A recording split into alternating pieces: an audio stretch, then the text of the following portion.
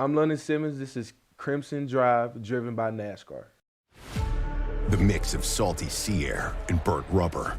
The big skies, high banks, and grandstands. The rumble in your chest. That's what we love about the Daytona 500. Honoring history and making it. At the biggest race of the year on the biggest stage of a lifetime. That's what we love about the Daytona 500. You gotta see it to believe it. Secure your experience now at Daytona500.com. Roll Tide and welcome to this Thursday edition of Crimson Drive, driven by NASCAR. This is Roger Hoover. Great to be with you on this Thursday afternoon as we get ready for basketball tonight. Alabama against Purdue, then football, of course, on Saturday. The Crimson Tide against the Oklahoma Sooners for homecoming. We'll start our show by taking a look at what's coming up on the program, plus our headlines, thanks to our friends RJ Young. RJ Young, the official technology solutions provider of Crimson Drive. Let's see what's coming up in the show this afternoon. We'll start with a one-on-one conversation with Alabama freshman London Simmons, really rotating in well at the defensive tackle position for the Crimson Tide. Look forward to learning about his journey from Mississippi to here with us in Tuscaloosa. Then we'll catch up with ESPN sideline reporter Molly McGrath. She's been on the SEC on ABC broadcast all throughout the season, and with that, she's seen Alabama a lot this year, and she'll see the Crimson Tide coming up again this Saturday against OU. So we get thoughts on this matchup from her, as well as Toby Rowland. He's the play-by-play voice of Oklahoma football. He joins us for the other booth presented by Marathon. And then the final word by Kalen DeBoer from last night's episode of Hey Coach and the Kalen DeBoer Show will close out our show for today. Mentioned Crimson Tide football, homecoming matchup against Oklahoma. Our airtime will be 11:30 across the network, starting outside at Vector Security Champions Lane, and then kickoff at 2:30 as well. Once again, on Tuesday night, we got word that Alabama was number 4 in the college football playoff rankings, just behind Ohio State, Indiana, and Texas A&M. Also, congratulations to Crimson Tide quarterback Ty Simpson. He has been named to the semifinalist list for the Davey O'Brien Award to the nation's best quarterback, as well as the Walter Camp Award for the best player in college football. So great accolades for the Crimson Tide quarterback Ty Simpson. Likely more to come as this season continues. Crimson Tide basketball tonight, it is going to be rocking inside Coleman Coliseum. It's 8th ranked Alabama against number 2 Purdue. This is the highest ranked non-conference home matchup that Alabama basketball has ever seen. We've seen some top 5 teams before, and even number 1 teams before in SEC play. But in terms of a true non-conference game, number 2 Purdue carries the highest ranking of any non-conference team ever to play here in Tuscaloosa. Across the network tonight, airtime at 5 o'clock, tip-off at 6. Don't forget you can watch our basketball booth cam presented by NASCAR, streaming live on all the same social media platforms you're watching this show right now. And we hope to see a new career high for LeBaron Philon. He's been setting career highs so far this season, 22 against North Dakota on opening night, and then he followed it up with 25 in the Garden against St. John's on Saturday. Hopefully 30 plus for LeBaron Philon coming up tonight against the Purdue Boilermakers. Tomorrow, we're going to be busy on campus as well with both volleyball and soccer, but Roll Tide to Crimson Tide Soccer and Alabama head coach Wes Hart, who, along with Gianna Paul, joined Chris Stewart on Hey Coach and the Kalen DeBoer Show last night. But they were previewing the matchup between Alabama and Northwestern, 6 p.m. on Friday, the first round of the NCAA tournament. Alabama, a winning mark under Wes Hart. He has now guided Alabama to 4 of its 6 ever trips to the NCAA tournament. So Wes Hart becoming the best coach in school history before our very eyes. Can't wait to see what happens tomorrow. Alabama against Northwestern. I'll be on the call along with Haley McDonald on ESPN Plus if you can't make it to the Alabama Soccer Stadium, and tickets are going to be hard to come by, so make sure you're there early if you want to see the Tide and the Wildcats in person.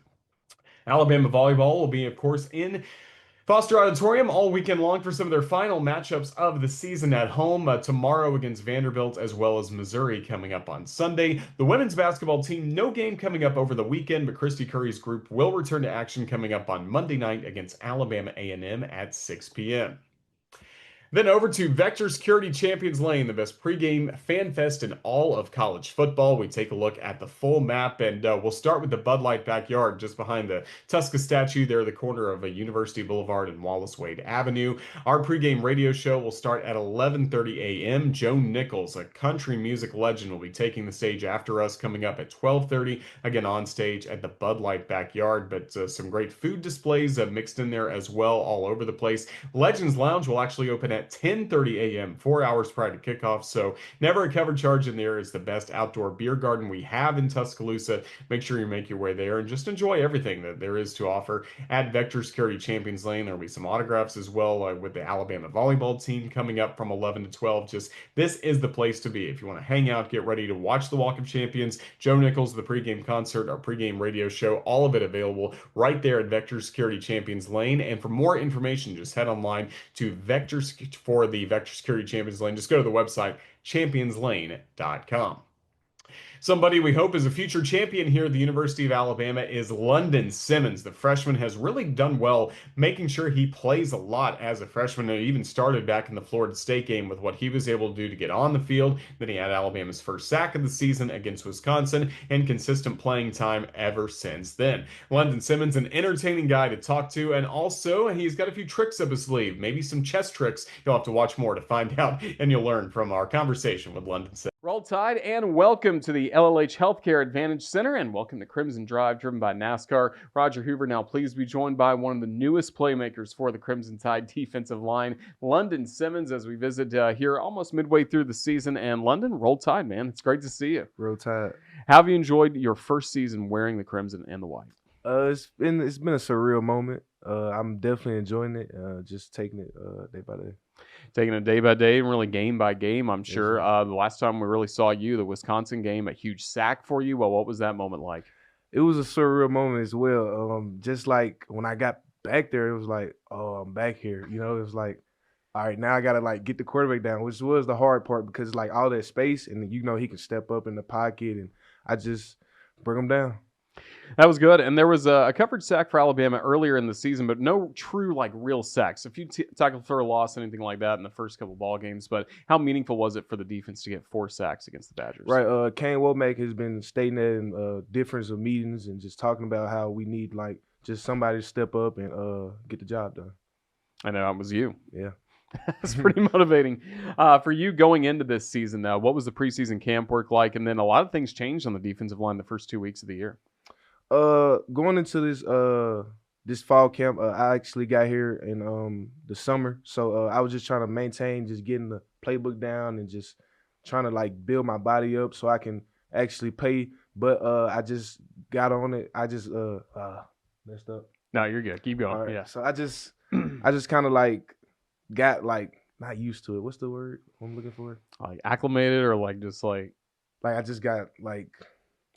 just built confidence over the days and just got better. Talked to Coach Roach, you know what I'm saying? He helped me out. And just seeing stuff like, because there's a difference between going from high school and college, you know, actually, like you just can't play 2 gaps. You have to actually like be in this gap and just know where you're supposed to be and just doing your job. And a lot of guys, when they come in as freshmen, obviously they want to be competitive with their teammates and get on the field as fast as possible. But sometimes, especially for like a defensive line rotation, it takes a while to break in. But for you, there was really no breaking in period. You got on the field right away against Florida State. How meaningful was that for you? It was very meaningful. My first time getting in the game, of course, it's going to be like a little rage and like just fired up. But Kane Womack actually talked to me before the game. He was just telling me, just know your things, just buy into like what we're telling you to do and just do your job. If you do your job, plays will come to you. So that's what I've been doing. Yeah, we've seen that again as Alabama has started the season. And mentioned some of the depth taking a little bit of a hit. Tim King III going down with injury. Unfortunately, Jeremiah Beeman injured as well week 2. How have you seen those guys impact your team, even if they haven't been healthy and able to go? I'm definitely thankful for those 2 guys. They've built me to the person I can be today, and they just keep encouraging me on day in and day out and just helping me out. What's it going to mean to have TK back? It's going to mean a lot, especially because he sets the tone for the whole defense. You know, he's the leader, and he. And he's a pretty vocal guy, too. He even fired up Coach DeBoer. Yeah, Did you see that? Yeah. That's exactly who he is as a person. In the locker room, he's firing everybody up. That's really good to see. Was he one of the more vocal guys after the loss against Florida State? Actually, he was. He was like, that's not the standard. We can never live to that again, and just want to know mindset. And since then, really good things have happened for the Crimson Tide. How have you enjoyed playing your home games here? It's actually insane. Actually, after I got the sack, it was like I've never heard a crowd like before in my entire like. I just heard like just this roar. When it was 3rd down, I was like, "This is big. We actually need this." So when I got the sack and like just heard the crowd, it was like a chill feeling. Like this is like a surreal feeling. It was crazy. That really was crazy. Again, great moment for you. And you're not from too far away. Tell us where you are from. I'm from Jackson, Mississippi, 601. There you go. And what got you into football? My first words as a kid was football, actually. So I think I've been wanting to play football since I was like 4, and I couldn't even play football, and I was getting mad at my mom. I was like, why I can't play football? You have to be 6 to play football where I'm from. So it was like, I was just mad, and when I got the chance, I just sprouted. Tell us about your family. That has to be a pretty good football influence. My mom, she's actually went to Florida State. Yeah, she played in the band, and my dad, he's a good person. There you go. So again, growing up, you were dying to play football. Who were some of your favorite players growing up? I'll say Aaron Donald. I like Quinnen Williams, T.J. Watt. I'm a big Steelers fan. Cameron Hayward, guys like that. So all guys on that D line. Is that the position you always wanted to play? Actually, I used to be a running back. If you don't know, I'm built like a running back now. So I was actually I wanted to play running back, and I ate myself out of the position, so I played linebacker. And then I ate myself out of that position, and I've been having my hand in the dirt ever since. That's good. Well, it's led to good things for you. When did you feel like you started to have a lot of success, especially in high school football, and then starting hearing from colleges? I had a coach name of Ryan Lizzie. He told me that the way I move and like how physical I am, I'll be like a perfect fit at the D line. So my 10th grade year, I'll say I led the team in tackles and sacks as a 10th grader. And we was like a powerhouse team in Mississippi, as you say. And yeah. Did you enjoy the recruiting process? I did enjoy the recruiting process, but it was kind of frustrating for me, being a 3-star, not really having the opportunity to, show what I could do, honestly. And yeah. That motivates you even more? It motivated me I just had a chip on my shoulder ever since. A lot of people, scouts, I used to be 350 actually. So while I was 350, you had a lot of scouts telling me I couldn't play in the big leagues, and just, yeah, and Ty gave me a chance. What was your weight now? How'd you slim down like that? Just a mindset thing, just putting away like junk food and just like actually taking care of my body, And then for you, you signed with Alabama. You're part of, I believe, Coach DeBoer's truly second recruiting class, but maybe the first one he got to work on for a while. So were you recruited at all by the previous staff? Nah. Okay. I didn't get my first offer until after my junior year. So you went through your senior season. Yeah. A lot of guys already are determined by the time their senior year rolls around. But how did you manage that all throughout the season? Actually, so after my junior year, so my junior year, in the championship game, I had 6 sacks because I was so angry at the fact that I wasn't getting looked at, and I felt like I'm a Division I player. I didn't know what I was going to be, but I knew I was a Division I player. So that just sprouted me ever since then. The 6 sacks in the championship game, actually had the last snap of the championship game was a sack by me. So there was like a cherry on top. But yeah. That's a pretty good feeling, right? I mean, a walk-off sack, that doesn't happen much, especially for a championship. I was furious. I felt like, I don't know, I just kept on grinding and putting my head down after that season, and good things happened. Especially because after the season, that's when I dropped a lot of weight. I was like, I'll say like 300, maybe 305. And people just kept seeing my body change. So it was like, okay, this kid is determined. He actually wants it. You know what I'm saying? He's not just gonna look at his weight and just feel sorry for himself. He actually gonna go get it. And you have the huddle highlights to back it up then with all those I was huge. sacks, yeah, right? you can watch it. I was really like a meatball, but I was moving like I could move. I promise you, I could really move. Who reached out to you from Alabama? Coach Gillespie. He came down there. He watched my film. He was like, "How is this kid not a Power 5 player?" And he asked me that, and I was like, honestly, I don't know the answer to that. I know every answer but that answer. So yeah. Were you able to come here on an official visit? Yeah, I actually came here on an official visit. I loved it here. I actually had a couple more schools I was looking towards, but it just felt different at Alabama. It's just the best on the best. Being around people that's like great, like you can't lose here. What's it like for an official visit here? I mean, what are some of the things they get to show you or you do that weekend? I actually got to hang out with some of the players, talk to them, ask them how it is down here, and they was just telling me like just to compete, like you just competing every day in practice, like even through the season, you just competing. So yeah. Who were some of the guys that welcomed you the most? TK, he was a person that's like, what I'm saying, he's just a leader. He was like a big brother to me. I actually looked up to him, and his success on the field, and I just wanted to just be like that. Have you been to his house for some of the barbecues, things like that? Yeah, he actually can cook. He's a great cook, honestly. He hasn't cooked in a minute. I've been asking him, but he's a great cook for real. I think he's the best cook on the team. Yeah, he bragged seriously about it when he was in the studio a few weeks ago. He's the best. I think so. Yeah, I didn't have a lot of people. Yeah, well, good. That just shows how close you guys are, and I hear about the bowling as well. You guys do. You guys seem like you have a lot of fun away from the field. Yes, sir. We actually went not too long ago to his house and just chilled out, watched the game. Honestly, we just watched the Crawford game. I mean, the Crawford match. That was crazy. That was a good one. That's awesome.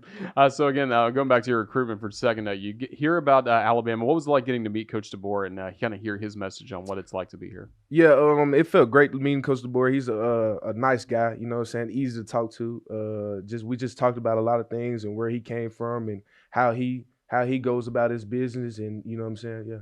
What was signing day like for you? It was good. It was like a surreal moment. Like I'm signed to Alabama. Yeah, it was great. And then you get here, starts again, make some plays for the Crimson Tide. How have you seen this fan base embrace you? I haven't really looked at it too much. I'm not trying to be what I'm saying, in the social media part of things. I just want to stay, like, make the main thing and stay focused. But even around campus, like fellow students, they've been dabbing you up, all those things. Yeah. Yeah. Well, that's cool. That's great to see. What do you hope the rest of the season looks like for you? I hope it's just me staying consistent, you know what I'm saying, and just keeping my faith in God and just, yeah. What do you like to do away from football? I'm actually a chess champion. If people don't know, I am a chess champion.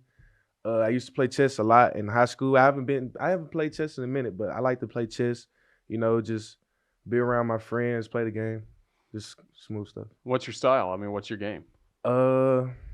Like speed chess or anything like that? No, I'm not really a speed chester. I like to actually think, you know what I'm saying, and I just like to play like a slow game. Yeah. Any other teammates you play against? I haven't played against. I don't know anybody that plays chess on the team. Is there? I don't know. I mean, you sound like you're the Bobby Fischer of this team. I am the Bobby Fischer of this team.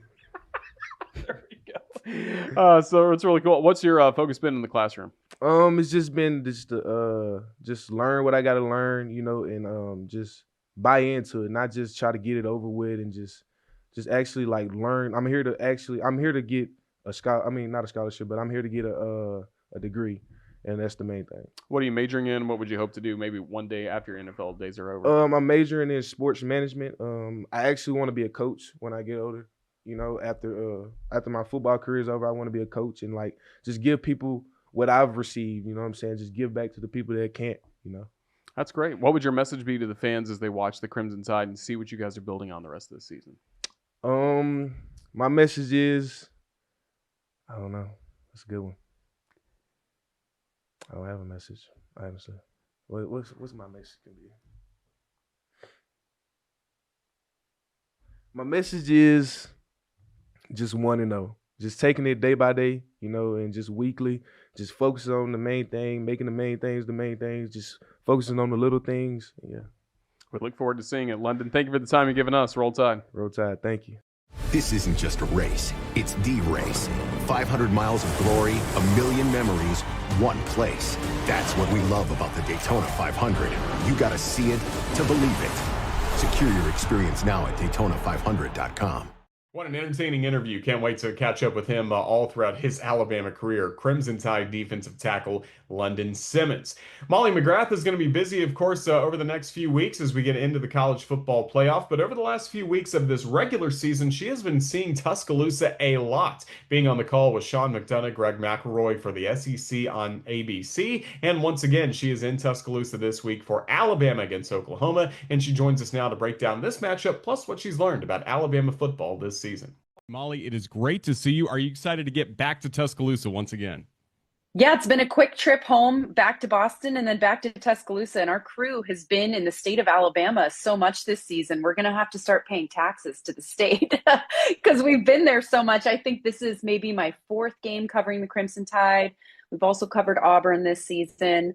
But I think the more I cover Alabama, the more I really appreciate Tuscaloosa and how much I just love covering games there. That venue, especially at night last week against LSU, I think it's one of the best in college football. So I'm okay going back to Tuscaloosa because it's one of the best places to cover a game. Yeah, absolutely. And I'm sure on the sidelines, you feel that energy, especially like you said, for a night game with the light shows. And then I'm sure the third Saturday in October was a lot of fun as well with all the cigar smoke that we had by the end of the ball game. Yeah, that was so much fun. And you can start to feel like the haze and the smoke is getting closer to the field. And I didn't report this on the air, but some players were starting to get sick on the sidelines. I don't know if it was because of the cigar smoke or because they were straining and, putting forth a lot of effort and emotion into a rivalry win.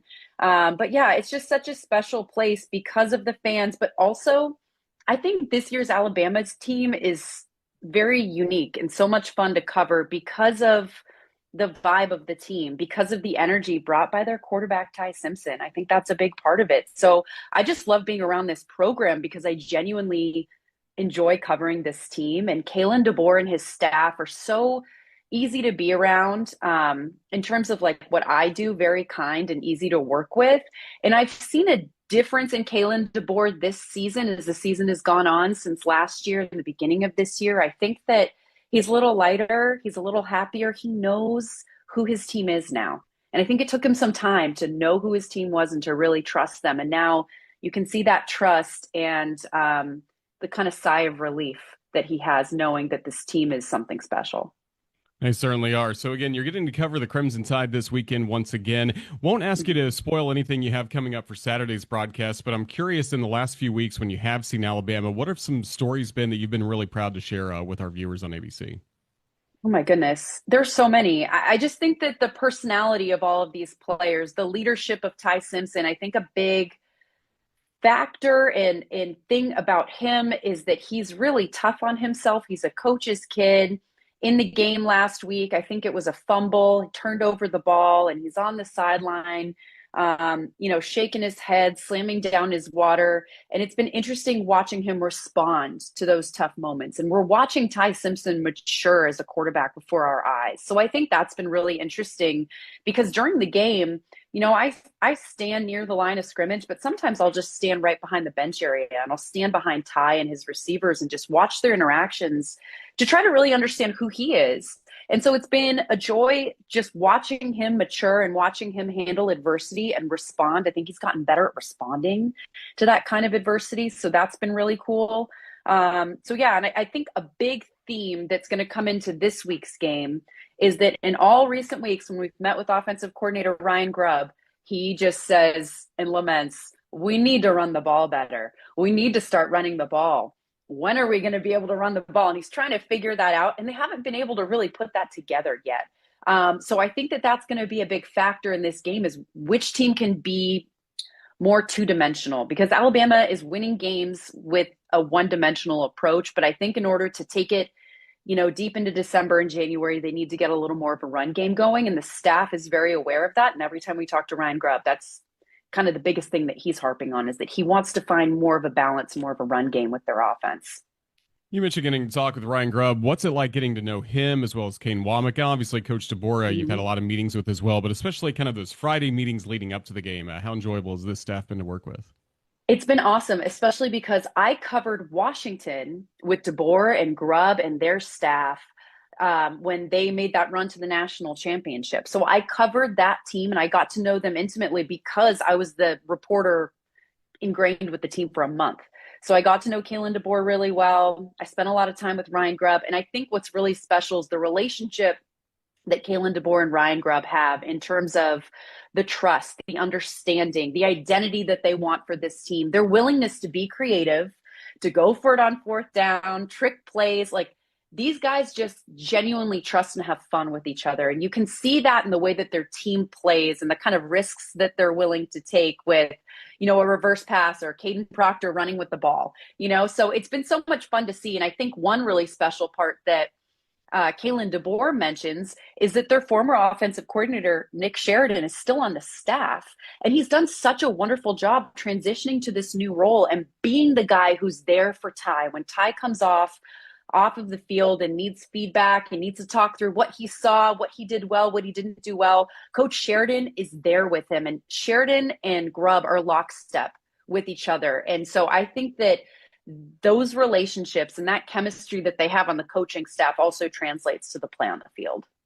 So this week it's Alabama against Oklahoma. What can you tell us so far about the Sooners? Have you seen them so far this season? What kind of game should we expect on Saturday? Yeah, so I've covered the Sooners before. I covered their game against Auburn, and I covered their loss to Ole Miss. And I think the biggest question mark heading into that game against Ole Miss, they're coming off of a bye, but that was 2 games ago for them, was what kind of offenses has Oklahoma's defense really seen? Have they seen, a dynamic, explosive offense like an Ole Miss before? And the answer was no. They hadn't really been challenged defensively. So we saw what they were challenged with against Ole Miss in that loss. And it begged the question, how good is that defense really? And then you saw their response in the game against Tennessee, another dynamic offense. And the statement that they were able to make in that game, I think taking the ball away 3 times, scoring a ton of points off turnovers, they really have proven themselves as a defense in my mind because of their response to that Ole Miss game. So I think this is another huge challenge for them in their defense, especially with the explosives downfield that Alabama loves.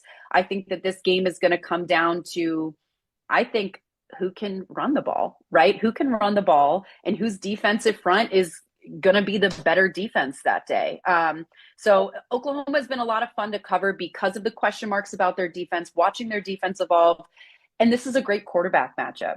John Mateer is so engaging and dynamic and fun to chat with, very likable. He's a great team leader. He reminds me a lot of Ty Simpson in terms of their personalities and who they are.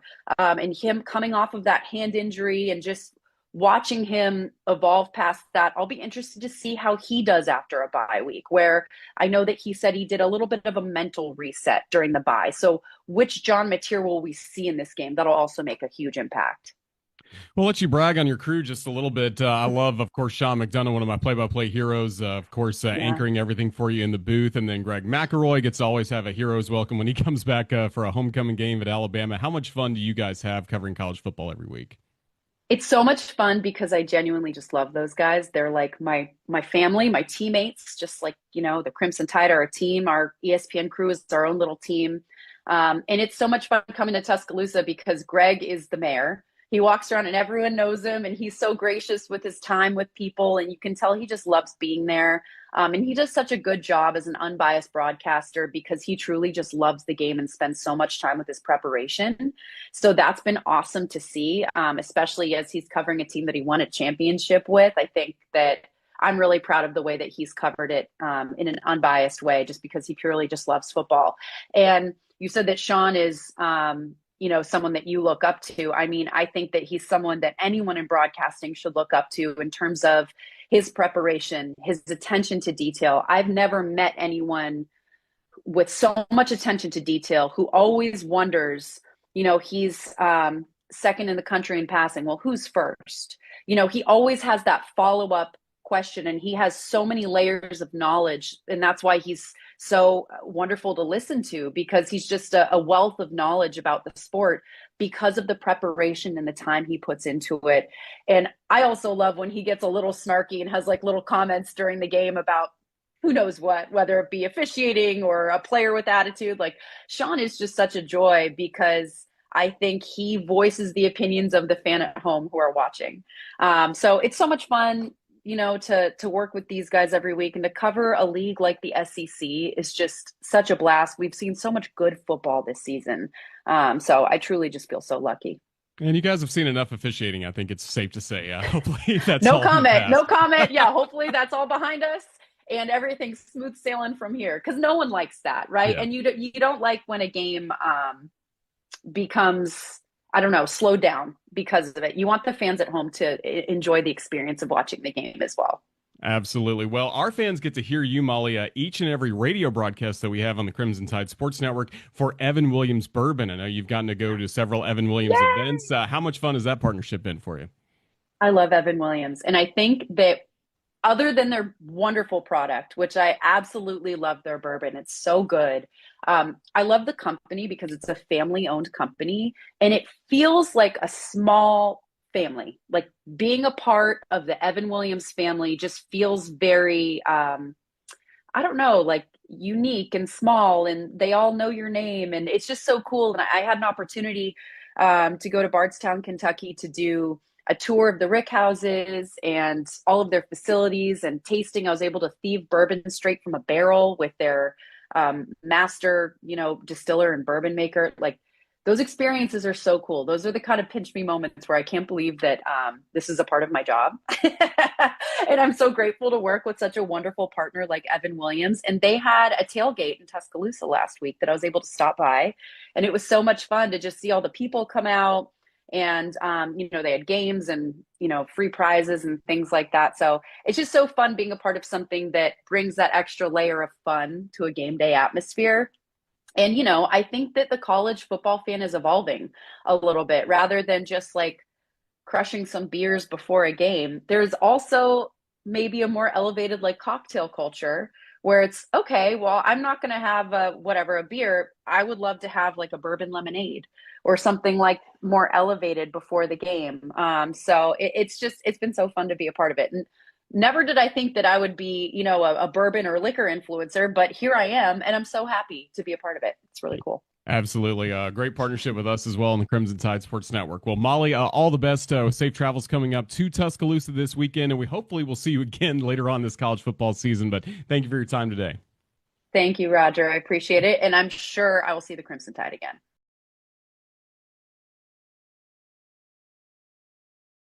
We have essentially every broadcast covered on this show, Crimson Drive, driven by NASCAR. We visited with Molly McGrath. I'll be with you on the Crimson Tide Sports Network. And then Toby Rowland. He'll be on for the Oklahoma Sooners, partnered with our friends at Learfield. Toby has a great history with Oklahoma, and he's able to join us now for the other booth presented by Marathon to break down the Sooners, maybe tell us some things that have changed from last year and maybe some things that haven't changed from the matchup in Norman. Here's our conversation with Toby Rowland again for the other booth presented by Marathon. Toby, it's good to see you once again. How's everything going in Norman as you guys get ready for the trip to Tuscaloosa? Great to see you again, too, Roger. Things are going good. Oklahoma's coming off a nice road win last time out against Tennessee and a bye week. Basketball season is underway, so it's a fun time of year. Excited to be with you today. It certainly is a fun time of the year. Unfortunately, it wasn't much fun for us last year in Norman, Oklahoma. That tough loss to the Sooners in the next to last week of the season. But I'm curious, how did that win for Oklahoma kind of serve as a springboard to this 2025 year? I think it was the diamond in the rough, if you will, in a otherwise forgettable year. It was the night that Sooner fans got to have some fun. And Oklahoma did not play well, the majority of last year. They did not have the record that they're accustomed to having. But that one game, it seemed to all come together for them. For whatever reason, on that night, they played great on both sides of the ball.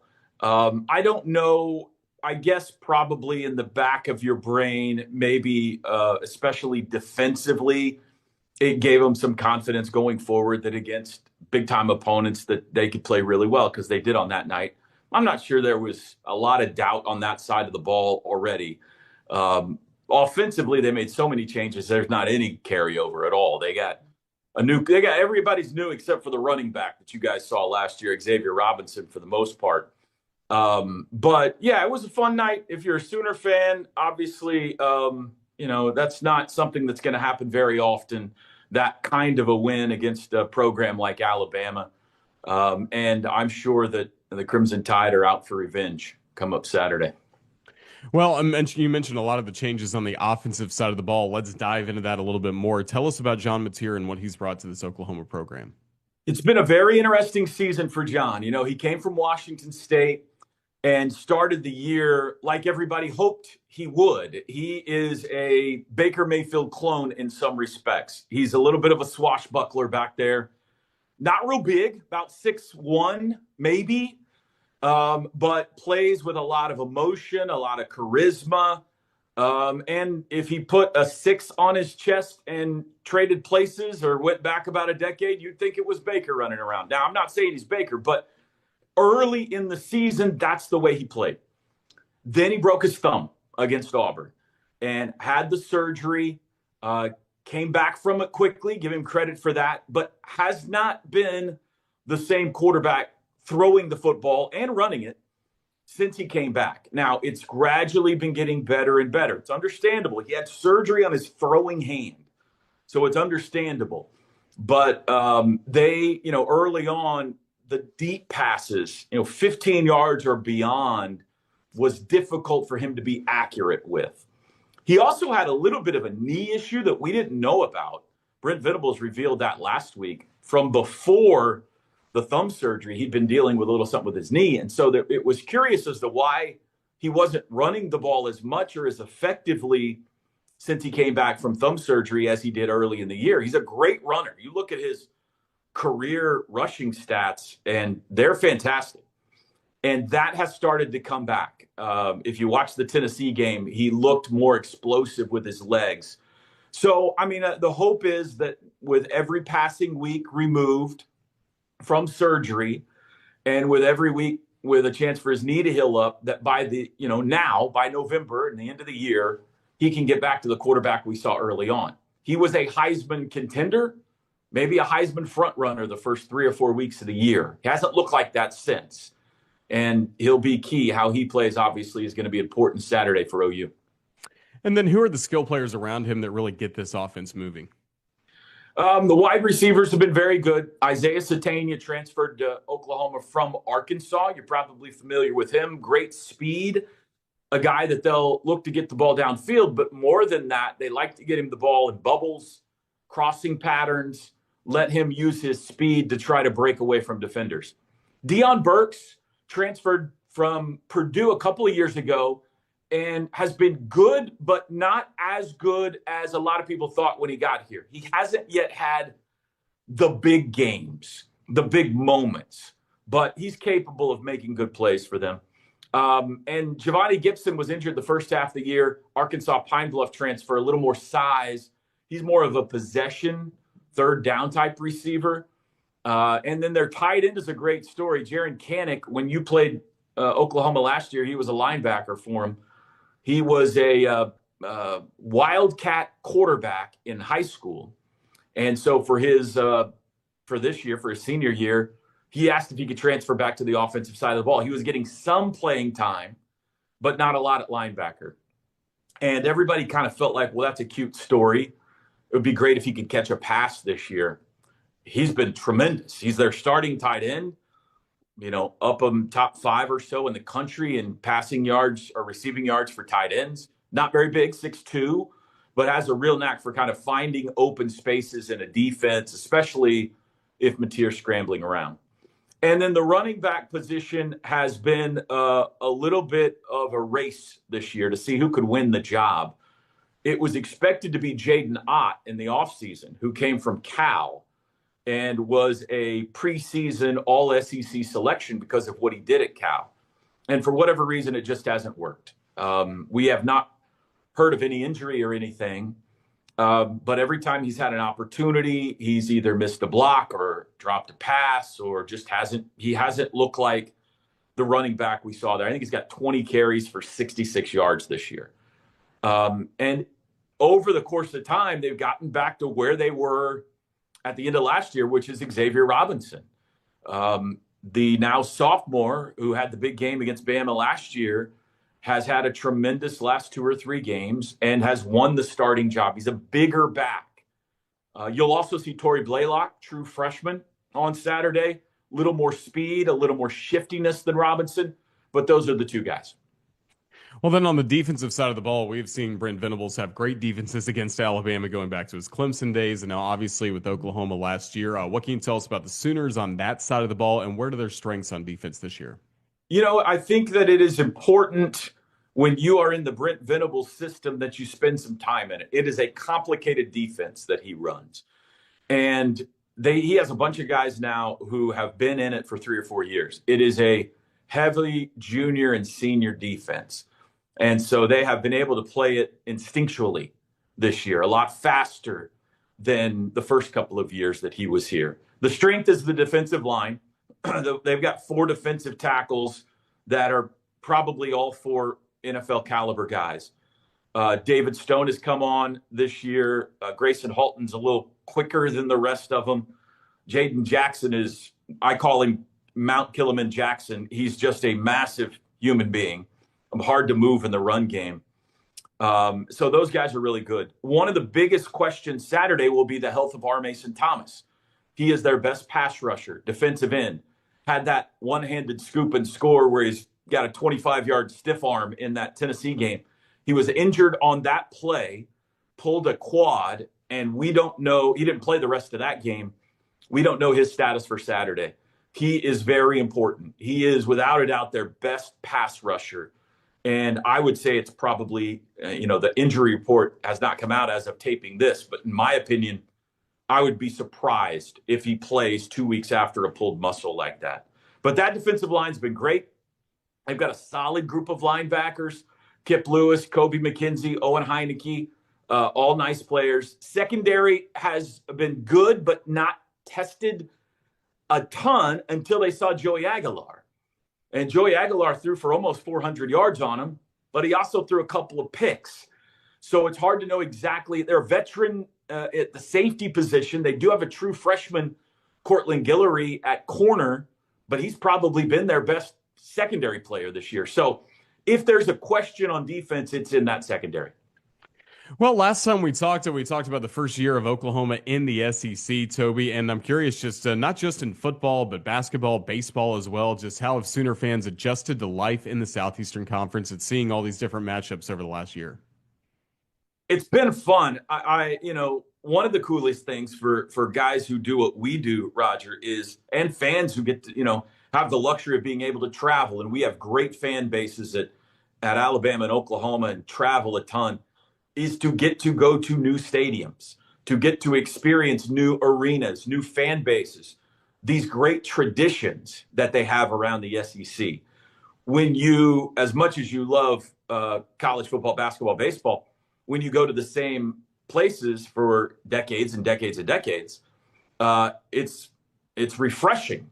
Like, there's a ton of Sooner fans who have never been to Tuscaloosa. Now, OU has played there before, but it's been 20 years or more. So to get to see what Oxford, Mississippi, and Knoxville, Tennessee, and Columbia, South Carolina are like has been such a treat. And the traditions and the fans are the biggest difference for me in this conference from the others. It is just, the slogan is, it just means more.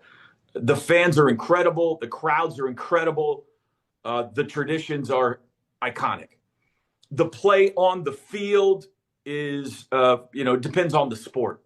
Football has been better than what we saw in the Big 12, but at least last year, I would say it was sporadically better. There were some teams that are like, oh yeah, that team's definitely better than anything we saw in the Big 12. And then there were some that were like, I think that team would finish bottom of the Big 12, so it was a little sporadic. Baseball blew my mind. Baseball by far has been the greatest experience in the SEC for me. It far and away exceeds anything that we've seen before. And basketball, even though the conference was great last year, was a little down atmosphere-wise, fan-wise, arena-wise, everything from what we experienced in the Big 12. The Big 12 was, between Fog Allen Fieldhouse and Hilton Coliseum, West Virginia, they were a real passionate basketball conference. And the SEC, I think, is getting there and will continue to. It's on the court. It was incredible last year. So there's kind of a mix of what we've seen in this first year. All in all, it is so cool and an honor to be a part of what is unquestionably the greatest conference on the planet. And it's weird being the outsider. Oklahoma has been the hub of whatever conference it's been in for over 100 years.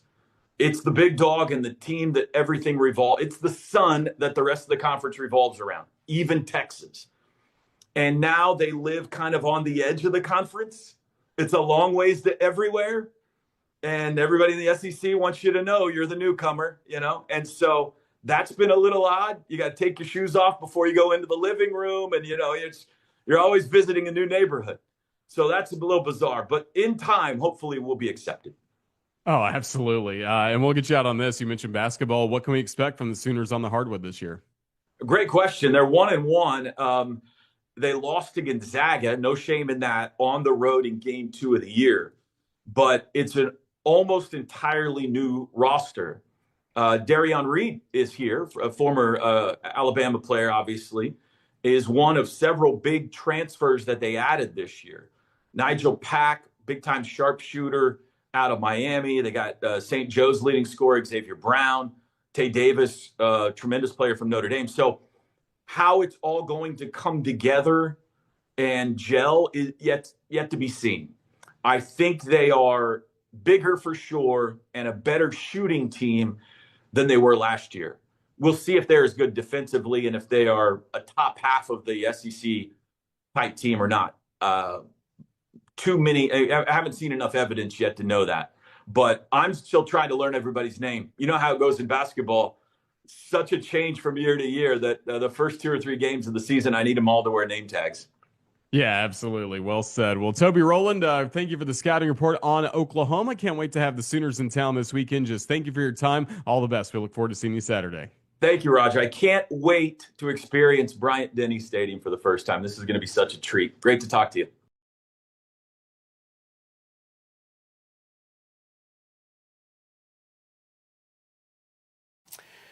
We're excited for Alabama against Oklahoma on Saturday, and to get ready for the ball game, the best party is going to be at Vector Security Champions Lane. You know where it is, just outside the Walk of Champions on the corner of Wallace Wade and University Boulevard. Look for us on stage at the Bud Light Backyard, and coming up at 12:30, Joe Nichols will be rocking the stage. He has had such a great career in country music. Tequila Makes Her Clothes Fall Off, all the great hits, Broken Heartsville. You can all hear it right there from Joe Nichols. It's going to be a fun pregame concert with him. Again, it's going to start at 12:30. Vector Security Champions Lane will be busy as well with food trucks, all kinds of activations that you have to check out, some autographs as well from Alabama student athletes. But the main draw is, of course, going to be Joe Nichols coming up at 12:30. And don't forget about Legends Lounge, the beer garden. Never a cover charge there. That'll get you in the right spirits for Joe Nichols coming up at 12:30, and then the football game after that. We can't wait to have Joe Nichols coming to Vector Security Champions Lane on stage at the Bud Light Backyard this Saturday. Hi, I'm Keon Keeley, and you're watching Crimson Drive, driven by NASCAR. Look forward to seeing Toby on Saturday for Alabama against Oklahoma, but we've got some huge sports on campus prior to that. And with that, we take a look at our upcoming schedule. Later tonight, Alabama against Purdue. 5 o'clock will be our airtime. 6 p.m. will be the tip-off between Alabama and Purdue, a top 10 matchup, highest-ranked team ever to come to Tuscaloosa in non-conference play. The Purdue Boilermakers revenge game. That's kind of the theme of the weekend, trying to get revenge on Purdue for last year's loss back in November in West Lafayette, Indiana, and also revenge against Oklahoma for that loss in football a year ago as well. But we look forward to our coverage on Saturday for football starting at 11:30 a.m. Don't forget, you can watch the booth cam coming up for both of those games on all of our social media platforms right here at UA_CTSN. Sunday, catch a new episode of the Kalen DeBoer television show with Chris Stewart and Coach DeBoer to our TV affiliates across the state, available on demand at RolledTide.com. Then Monday, another doubleheader, 2 games or 2 broadcasts going on at the same time. Crimson Tide Rewind, Tyler Watts and I in Vestavia Hills, looking back at Alabama's hopefully win against Oklahoma, and then women's basketball against Alabama A&M as well. Make sure you follow us at UA_CTSN for the very latest on Crimson Tide athletics, especially to watch our booth cams over the weekend, tonight and on Saturday. Make sure you subscribe to our YouTube channel and turn on notifications so you won't miss anything from here with us on the Crimson Tide Sports Network.